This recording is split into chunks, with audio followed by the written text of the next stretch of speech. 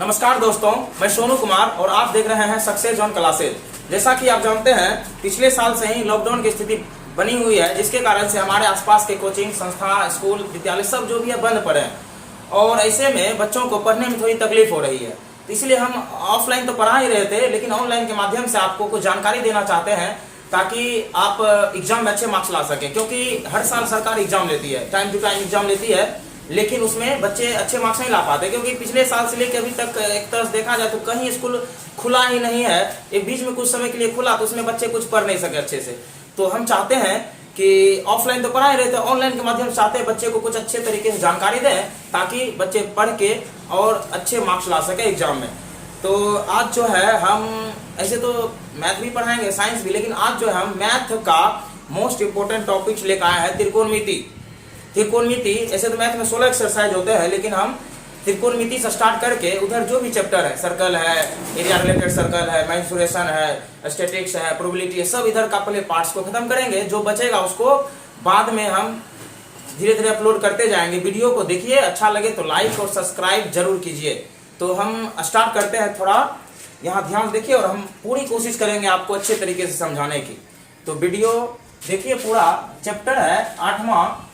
ऐसे तो पहले एक्सरसाइज से लेकर के हम हर साल 8वें एक्सरसाइज से स्टार्ट करते हैं ताकि उधर का पार्ट पहले कंप्लीट कर सकें। और त्रिकोणमिति सब बच्चे को हार्ड लगता है, त्रिकोणमिति सब बच्चे को हार्ड लगता है, क्योंकि ये सिलेबस जो है ना 9th क्लास तक है ही नहीं। ये सिलेबस सिर्फ 10th में आता है और बच्चे पहली बार किसी चीज को देखते हैं ना तो हिचकी लग जाती है। जैसे कि एक बच्चे को लालटेन दे दिया जाए आगे में और पहली बार उस लालटेन को देखे बच्चे और छू ले तो उसको डर लगता है, फिर दोबारा वो समझ जाता है कि यह लालटेन से हमें जलन होती है और उससे दूर भागता है। लेकिन उसी प्रकार यहाँ पर त्रिकोणमिति अगर एक बार अगर दूर भाग रहे हैं, समझिए आपको भारी लगना शुरू हो जाएगा। अगर इसके साथ जुड़े हुए हैं तो ये जरूर आपको आसान लगेगा। कोई भी चीज के साथ जुड़े रहने से वो आसान लगने लगता है। तो हम चाहते हैं इस वीडियो को पूरा देखिए और त्रिकोणमिति का लुत्फ उठाइए। तो देखिए, त्रिकोणमिति का हिंदी होता है ट्राइगोनोमेट्री का हिंदी होता है त्रिकोणमिति। अब त्रिकोणमिति शब्द आया कहां से और ये कैसे बना? त्रिकोणमिति शब्द को अच्छे से अगर तोड़ दिया जाए तो ट्राइगोनिया, गोनिया और मेट्रॉन, मैट्री, यहां लिखा हुआ है मैट्री। मैट्री मतलब मेट्रॉन, METRON, मेट्रॉन। गोनिया मतलब साइड और ट्राई मतलब तीन, थ्री। ट्राई मतलब 3, इसको हिंदी में देखें तो 3, साइड मतलब भुजा, मेट्रॉन मतलब मेजर, मेजर मतलब मापना। अब देखिए यहाँ इसके नामों को तोड़े हैं ट्राइगोनिया और मेट्रॉन यानी मैट्री। 3 साइड मेट्रॉन यानी 3 भुजाओं की माप। आपको 3 भुजाओं की माप यानी त्रिकोणमिति का शाब्दिक अर्थ क्या होता है? 3 भुजाओं की। त्रिकोणमिति का शाब्दिक अर्थ होता है 3 भुजाओं की माप। अगर हम बोले कि 3 भुजाओं की माप तो आपके दिमाग में बस एक ही आकृति नजर आएगी और वह है त्रिभुज। आपको बस एक आकृति नजर आएगी, वो है त्रिभुज। 3 भुजाओं की माप कहाँ आती है? त्रिभुजम होती है। आप लोग पिछले क्लास में भी पढ़े होंगे त्रिभुज के बारे में। त्रिभुज 3 भुजाओं से मिलकर बने होते हैं। और त्रिकोणमिति कहाँ अध्ययन किया जाएगा? 3 भुजाओं की माप जहाँ होगा। 3 भुजा की माप कहाँ होता है? त्रिभुजों में होता है। त्रिभुज भी बहुत सारे तरह के होते हैं, लेकिन अभी बताएंगे थोड़ी थोड़ी देर में। लेकिन त्रिभुज 3 भुजाओं से बने होते हैं। अर्थात त्रिकोणमिति क्या है? एक शब्द में, एक लाइन में कहा जाए, अगर आप इसको लिखना चाहते हैं तो हम बोलेंगे 2 बार, इसको जरूर नोट कीजिए कॉपी पे। त्रिकोणमिति गणित की ऐसी शाखा है जिसके अंतर्गत हम त्रिभुज की 3 भुजाओं की माप का अध्ययन करते हैं।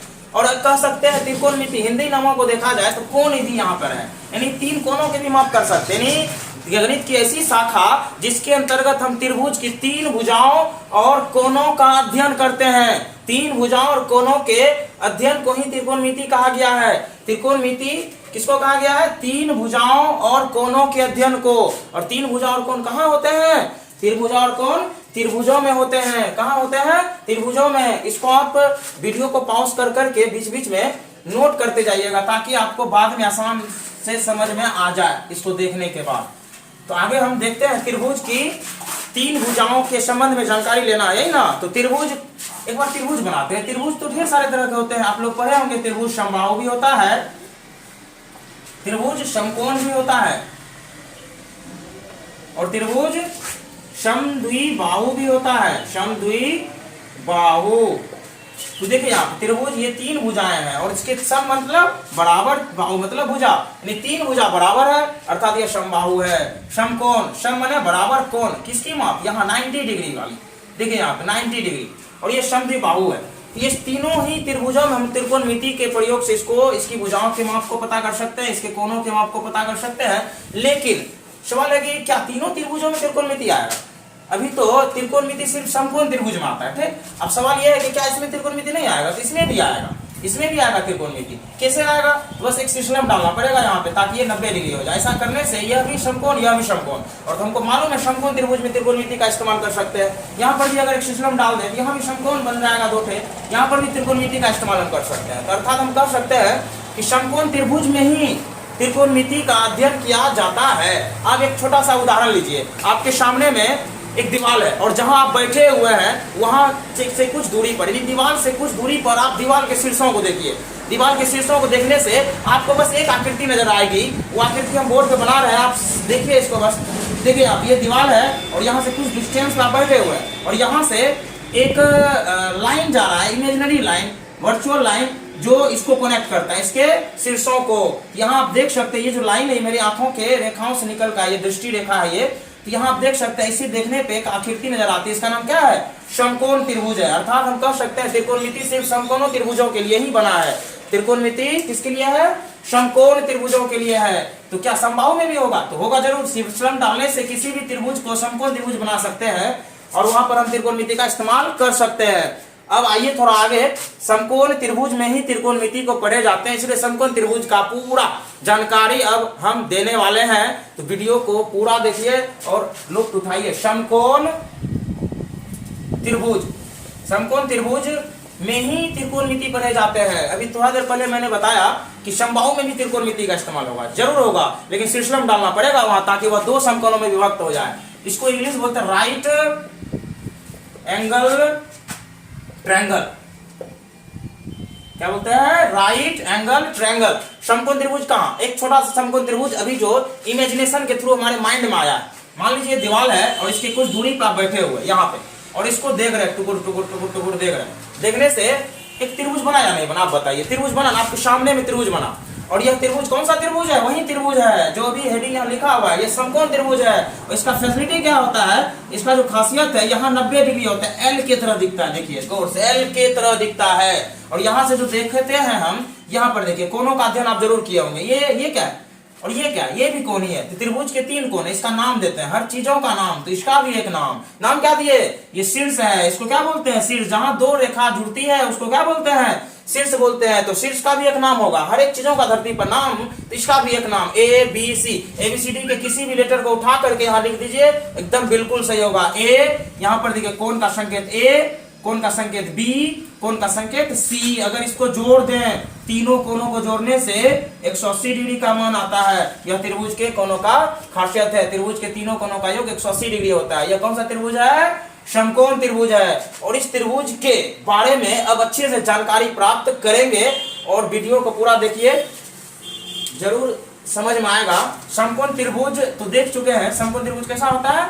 जिसके एक कोण 90 डिग्री का होता है। अब समकोण त्रिभुज की भुजाओं का अध्ययन करते हैं। समकोण त्रिभुज की भुजाओं का अध्ययन करते हैं। अब देखिए समकोण त्रिभुज है, इसका एक नाम दीजिए आप, ए बी सी। और ये क्या है? न्यून कोण है।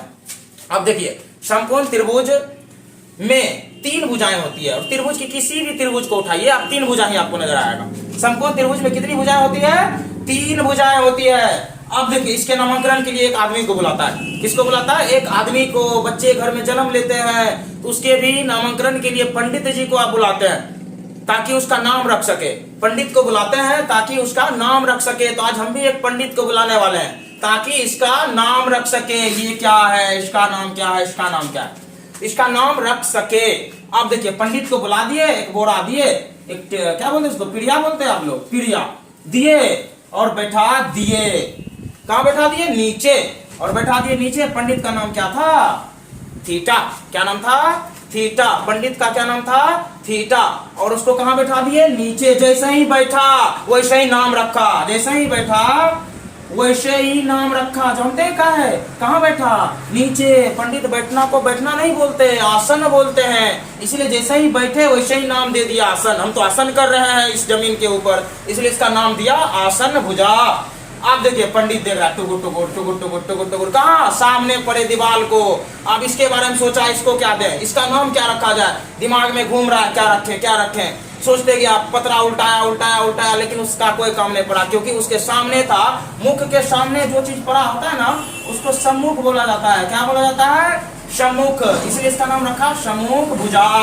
अब रही बात इसकी कर्ण की, सॉरी कर्ण तो बाद में नाम पड़ा इसका, लेकिन अभी नाम कैसे पड़ा, नाम तो पहले था नहीं। तो पंडित इसके बारे में सोचा। इस त्रिभुज की तीनों भुजाओं को जब मेजर किया गया, नापा गया, तो पाया गया कि सबसे बड़ा जो होता है ना, ये जो एसी आपको दिख रहा है ना, ये सबसे बड़ा है। इसको मेजर किया, नापा, यहाँ से यहाँ नापा, यहाँ से यहाँ, फिर यहाँ भी नापा, तीनों का मेजर किया, डिस्टेंस को कवर किया, और पता चला उसको ये जो लाइन है ये सबसे बड़ी रेखाखंड है। इसीलिए इसका नामकरण महाभारत के नामों से लेके आया। कर्ण, कहाँ से, कर्ण से। कर्ण क्या है, सबसे बड़ा है। ये कर्ण क्या है, सबसे बड़ा है। पंडित ने नाम रखा त्रिभुज की तीनों भुजाओं का। क्या क्या, जहां बैठा आसन किया, आसन भुजा, देखा सामने सम्मुख भुजा, और सबसे बड़ी भुजा कर्ण। क्या रखा, सबसे बड़ी भुजा कर्ण। क्या रखा, सबसे बड़ी भुजा कर्ण। अब तो आप समझ गए होंगे कि समकोण त्रिभुज की तीनों भुजाओं का नामकरण कैसे किया गया। एक चीज और इंपॉर्टेंट है, जरा ध्यान से, जिसको आप बुलाएंगे उसका आदर सम्मान जरूर बनता है, उसका आदर सम्मान जरूर बनता है। इसलिए ये आपके ये जो नामकरण है इसमें अहम भूमिका निभाया है, इसको भूलिएगा मत। ये क्या है, थीटा, इसका नाम क्या था, थीटा। यहाँ पर आप देखिए गांव में ढेरी पंडित जी होता है, केकरो नाम थीटा होता है, केकरो नाम कुछ, केकरो नाम मदन मोहन, राम लखन, कुछ भी होता है। यहाँ पर भी कभी कभार बदल जाएगा नाम, जरूरी नहीं कि थीटा ही हमेशा है, क्योंकि गांव में ढेर सारे पंडित जी। यहाँ पर हम अल्फा दे सकते हैं, beta, gamma, A B C D, कुछ भी, जहाँ जी मन से दे सकते हैं आप। थीटा, अभी तो फिलहाल हम थीटा लिए हैं, थीटा को भूलिएगा मत, याद रखिए। अब देखिए इसका नामकरण को रूपांतरण किया गया, इसके नामों को ठीक किया गया। इस घर में एक फैमिली है, नाम है समकोण। क्या नाम है, समकोण। दरवाजे पर लिखा है समकोण। एंट्री होती है 3 आदमी की, 3 आदमी एक दूसरे के साथ बैठे हैं यहाँ पे। इसका नामकरण है आसन, सम्मुख और कर्ण। अब देखिए यहाँ पे ये भुजा का नाम बदल गया। घर में एक बच्चे का 2 नाम हो सकता है, तो क्यों नहीं इसका भी नाम होगा। देखिए ये पूरा त्रिभुज ए बी और एसी जो 2 थे भुजा है, वो किस पे टिका है, बीसी पर। बीसी पर टिका है। जिस पर कोई चीज टिकता है ना उसको बोलते हैं आधार। क्या बोलते हैं, आधार। इंग्लिश में इसको बेस बोलते हैं। क्या बोलते हैं, बेस, आधार। क्योंकि यह त्रिभुज किस पे टिका है, बीसी भुजा पे। किस पे, बीसी भुजा पे टिका है, और इसका नाम क्या दिया, दूसरा, आधार। और इसके जस्ट सामने है खड़ा है। क्या है, खड़ा, खड़ा है, लंबा है, लंबा लंबा लंबा लंब, लंबा लंब, लंब। सम्मुख भुजा का दूसरा नाम लंब। परपेंडिकुलर, PERPENDICULAR,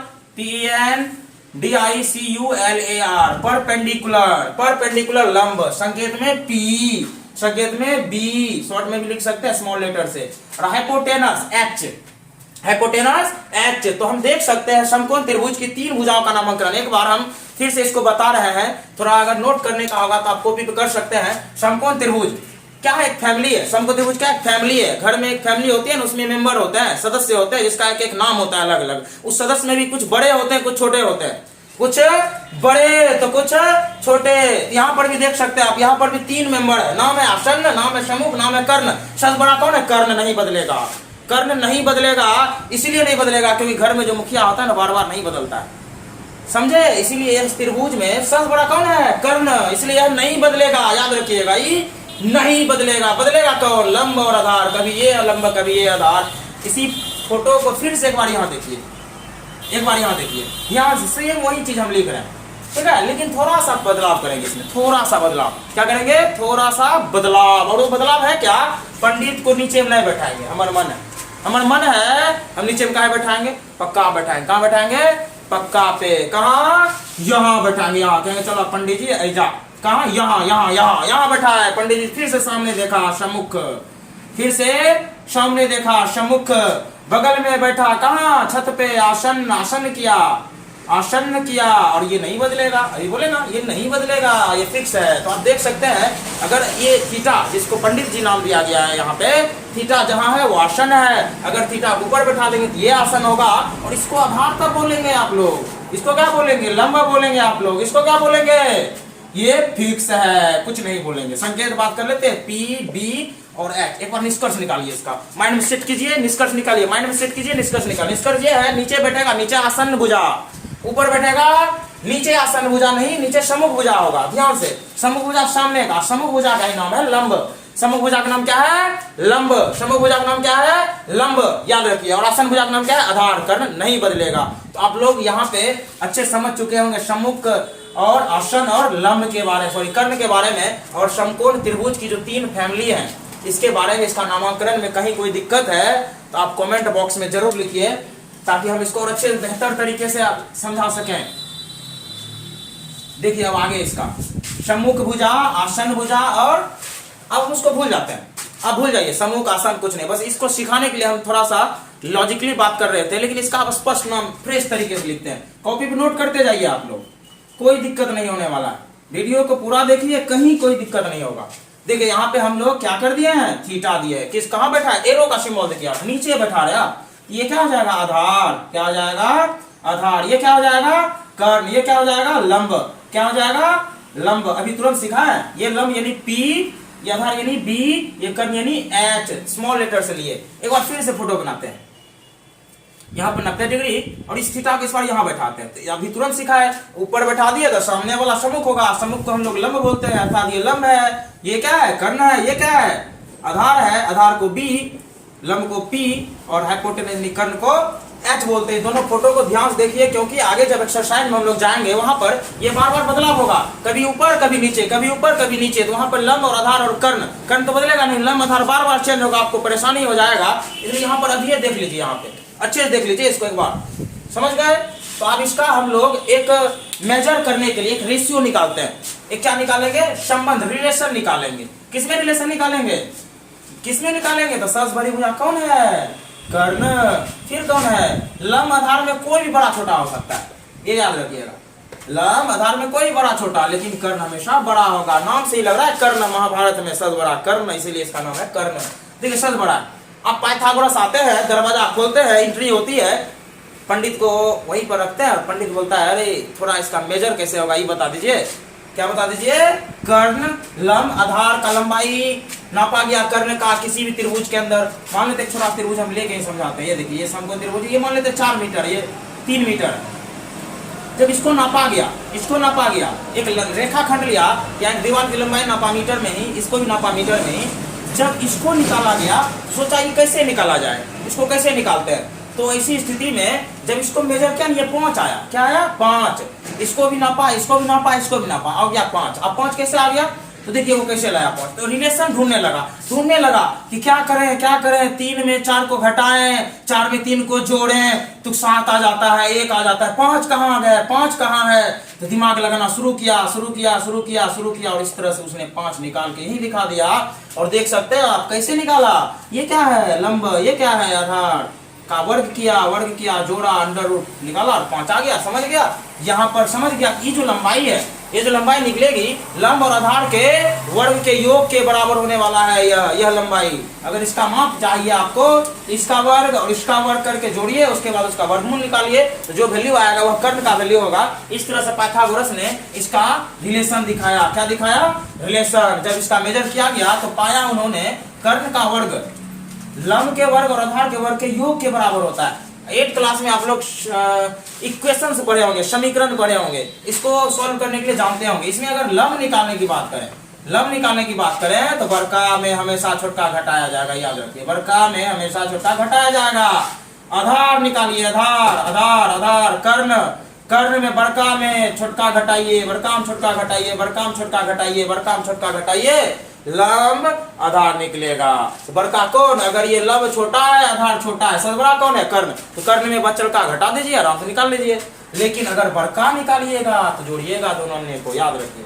देखिए इसको अगर एक लाइन में कहा जाए, स्पष्ट तरीके से नोट कीजिए, यह एक पाइथागोरस थ्योरम है। आप लोग हम लोग तो एक एक्सरसाइज से इसको लेके आए हैं, लेकिन अगर हम त्रिभुज चैप्टर पढ़ा रहे होते अभी तो शायद ये पाइथागोरस थ्योरम हमको मिलता। 6.8 में एक थ्योरम है, समकोण त्रिभुज में कर्ण का वर्ग अन्य 2 भुजाओं के वर्गों के योग के बराबर होता है। वो उस टाइम ही पढ़ लेते, लेकिन अभी फिलहाल इसको पाइथागोरस थ्योरम, ये बस ये याद रखिए कि ये पाइथागोरस थ्योरम से निकल के बाहर आता है, क्योंकि इन्होंने ये जो बना हुआ कॉन्सेप्ट ये किसने दिया है? पाइथागोरस ने। इसको आप नोट कीजिए या इसका स्क्रीनशॉट लीजिए, तब तक हम आगे लेके आते हैं। ले लिए होंगे स्क्रीनशॉट, तो आगे बढ़ते हैं। तो आप लोगों को भी हमने क्या सिखाया, त्रिकोणमिति क्या है। त्रिकोणमिति गणित की ऐसी शाखा है जिसके अंतर्गत हम त्रिभुज की भुजाओं और कोणों के संबंध में जानकारी प्राप्त करते हैं। त्रिकोणमिति क्या है, त्रिभुज की कोणों के और भुजाओं के बारे में जानकारी प्राप्त करते हैं।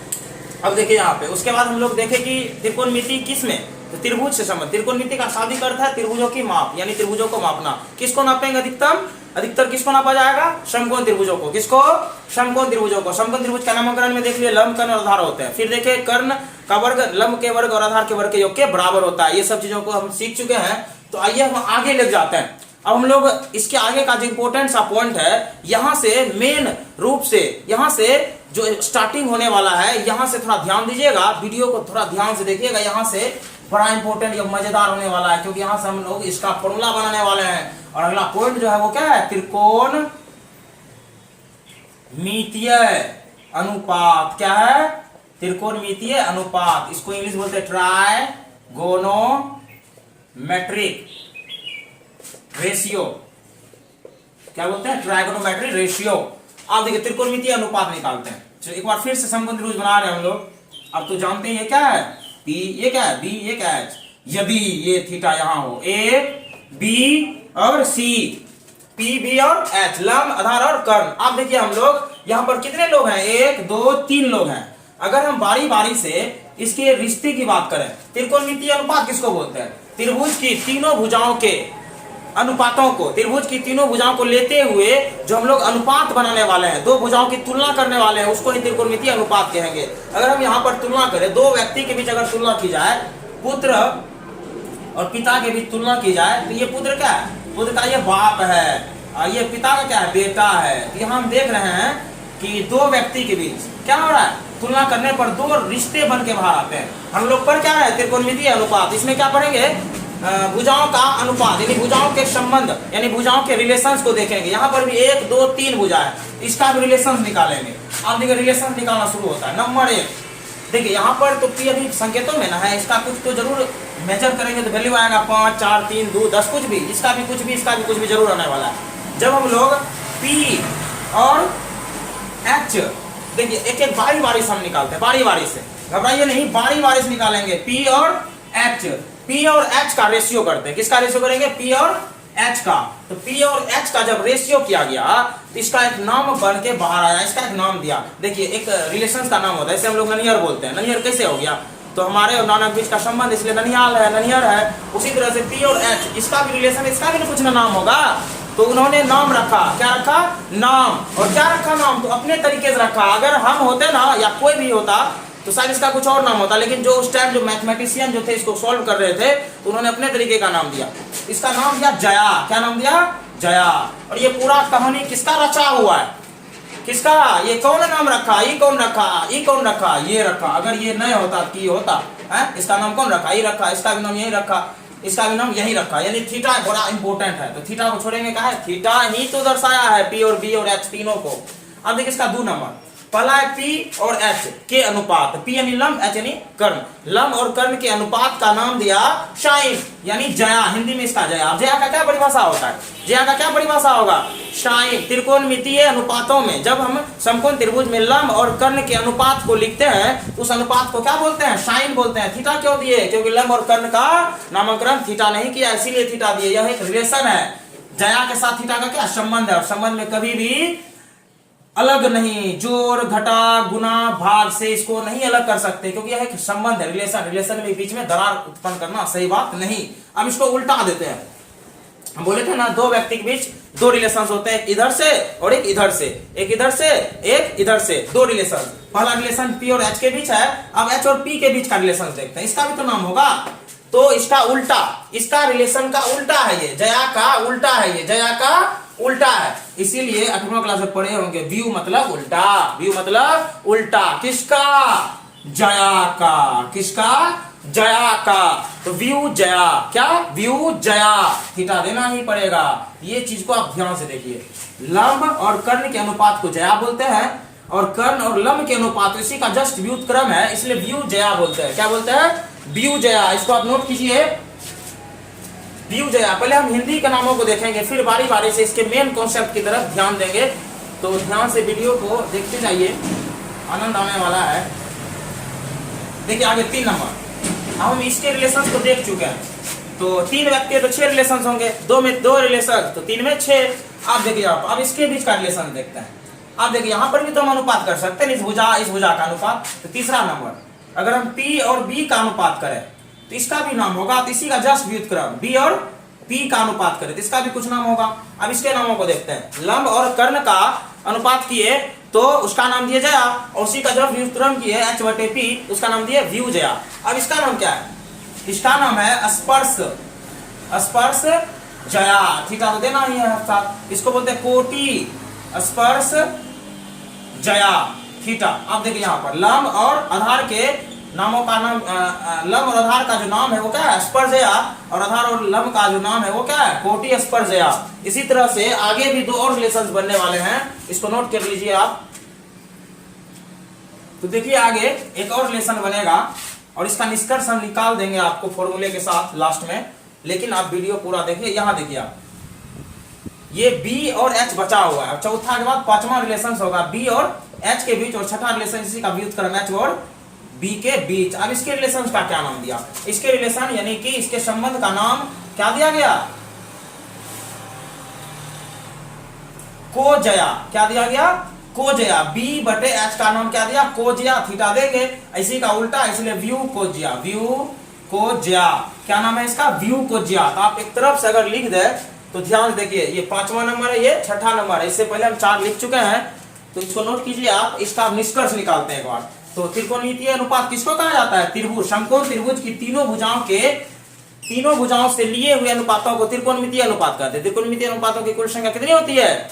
6 होती है। अब इसको निष्कर्ष में देखिए, number 1, number 2, number 3, number 4, number 5 और नंबर 6। तो सबसे पहले क्या दिए थे? जया। क्या दिए थे? जया। थीटा देंगे, क्योंकि थीटा का रिलेशन थीटा ही तो बना रहा है। इसका क्या देंगे? कोटि जया। क्या देंगे? कोटि जया थीटा। उसका क्या नाम आया? तीसरा स्पर्श जया। क्या आया? स्पर्श जया। चौथा क्या आया? कोटि स्पर्श जया, कोटि स्पर्श जया। और 5वां क्या नाम आया? इसी का उल्टा, इसी का व्यू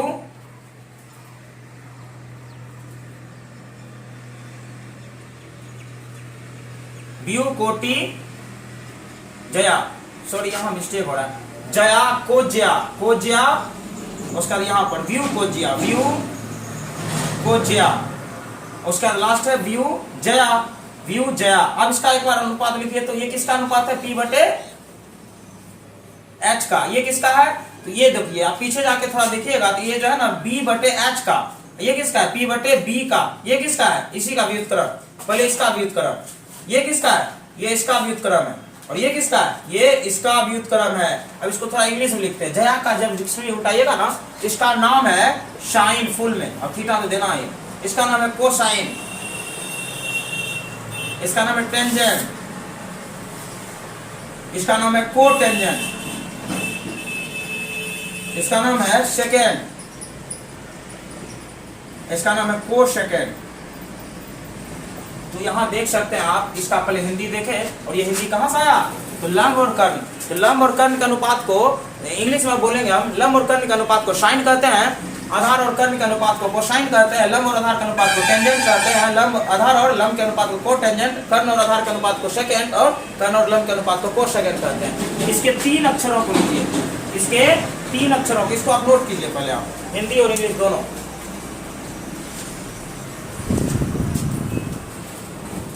ये तो स्क्रीनशॉट ले लीजिए।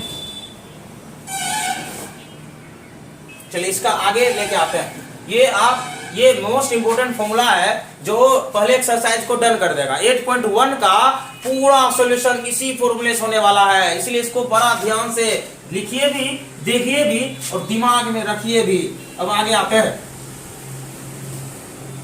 आगे देखिए एक बार इसका टाइप के थ्रू इसको लिखते हैं। टाइप फर्स्ट, क्योंकि इसके हर एक टाइप को देखेंगे और इसके हर एक टाइप में 6 फॉर्मूले आने वाले हैं। तो फर्स्ट टाइप जो अभी बता रहे हैं हम, वो देखिए नंबर 1। अब इसको 3 अक्षरों के साथ लिखिए, साइन, 3 ही अक्षर।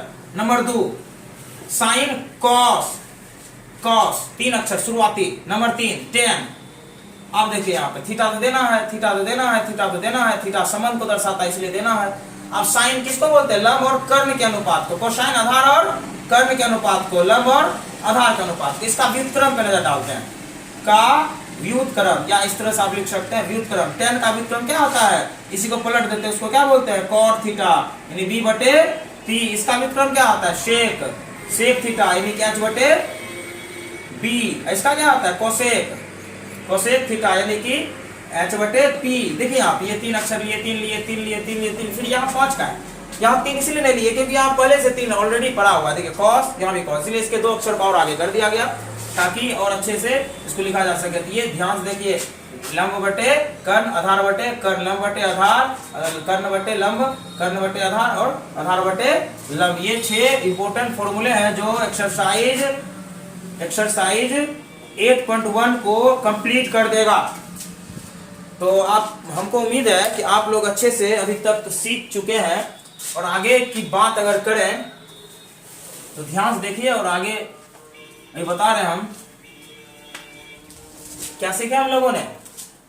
लंब और कर्ण और आधार तीनों भुजाओं को लेकर के अनुपात किए, तो उसको क्या कहा गया? त्रिकोणमितीय अनुपात। एक क्वेश्चन आता है, त्रिकोणमितीय अनुपातों की कुल संख्या कितनी है? कितनी है?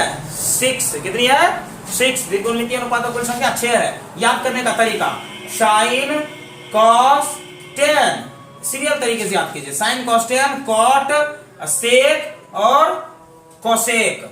एक बार सीरियल तरीके, साइन कॉस के बाद टेन, कॉट, सेक और cosec. Sine cos tan cot sec और cosec, sine cos tan cot sec और कोसेक। इस तरह से अगर याद करते हैं तो आसानी होती है आपको फॉर्मूले को याद करने में, क्योंकि इसमें बहुत सारे लॉजिक छिपे हुए हैं जो हम बताएंगे आगे।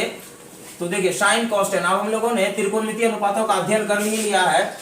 तो अब आगे इसके जो पार्ट होंगे आपको अगले वीडियो मिलेगा। तब तक के लिए जय हिंद, जय भारत।